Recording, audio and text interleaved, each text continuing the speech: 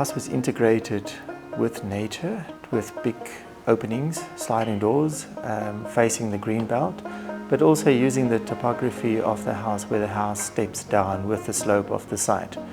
Instead of just building a big platform, the garden is sloped and the house is sloped to maximize views and also to give that feeling of a hideaway in between the trees.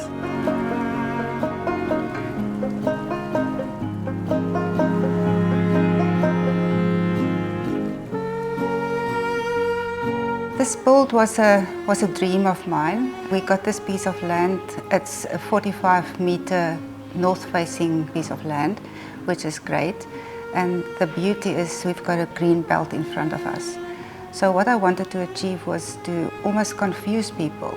I didn't want them to know they enter the house and then they're busy exiting again and then they enter again. So I really wanted to meet nature and bring nature inside.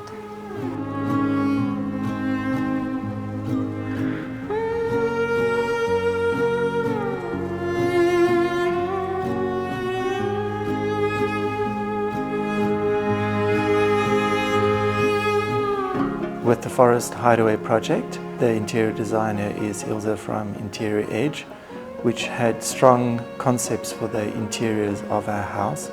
We then incorporated some of those materials on the exterior side of the house to create a strong flow between inside and outside. Building a house there's always challenges. Building your own house, I think, is even more difficult.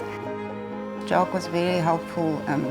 We actually did the whole house together, interior, exterior. And furniture-wise, I like to upcycle and recycle.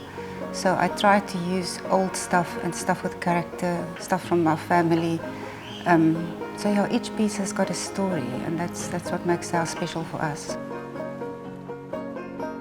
The brief for the house was to design a pavilion-styled house and to maximize the topography of the site as well as the green belt on the northeastern side of the property.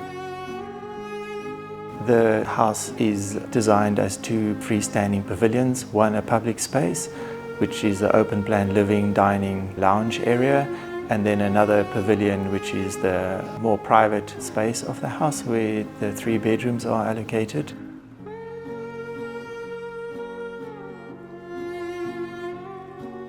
These 2 pavilions are then linked by a glass corridor which gives transparency to the garden, and it connects the inhabitant to the surrounding spaces, which were important in Project Hideaway because we are in a forest. The sliding glazing elements on both sides of the house allow for free flow of wind through the house.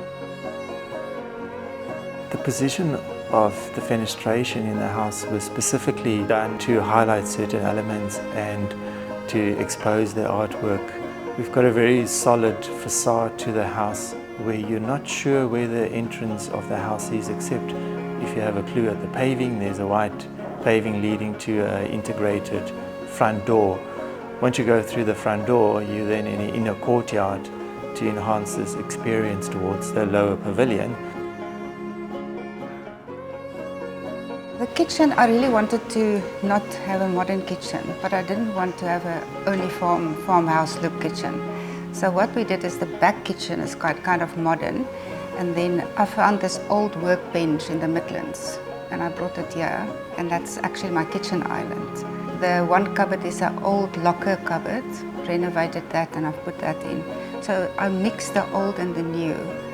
The other special thing is I've got a very good friend, a potter, Lindsay Scott in Midlands, and he handmade our tiles, our prep bowls, the basins. So yeah, he was also very involved. So it was nice to have friends involved.